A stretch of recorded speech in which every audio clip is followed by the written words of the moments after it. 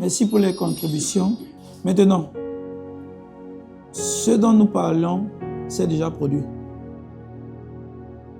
Et quand Jésus-Christ était sur la terre, qu'est-ce qu'il a fait? Quelle était son activité majeure envers les hommes qui étaient tout autour de lui? Un simple mot, en les enseignant, en les éduquant. Le sauveur du monde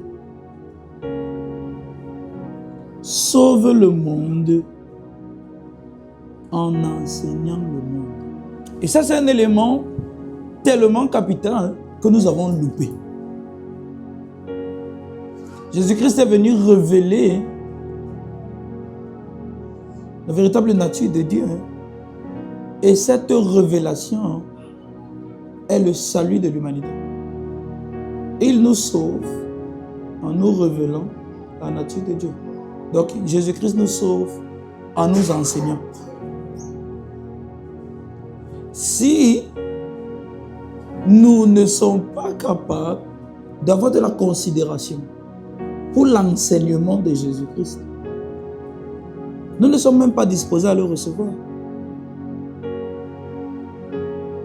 Par exemple, tu as parlé de changer ma façon de me voir. Comment? En m'enseignant.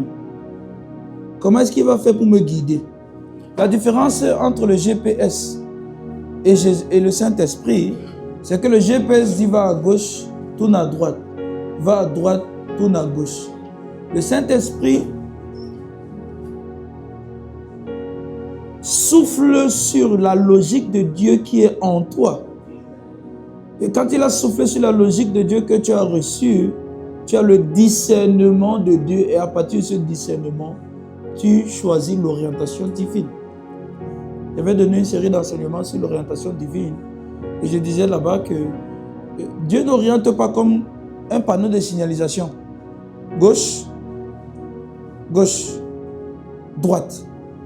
C'est comme Jésus-Christ a dit aux pharisiens un jour.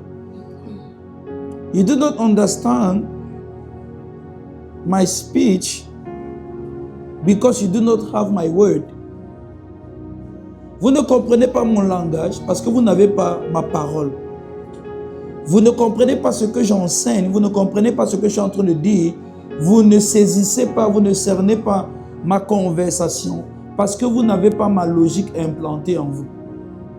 Ça veut dire que même pour pouvoir discerner l'orientation que Dieu nous donne parfois, ça nécessite qu'on ait un minimum de sa logique implantée en nous.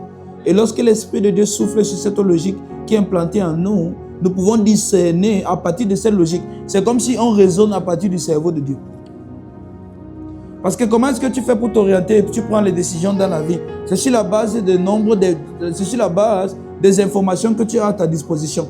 Et sur la base des informations que tu as à ta disposition, tu prends une certaine décision. Ce qui fait que le moins tu es informé, plus tu es à même de faire des erreurs.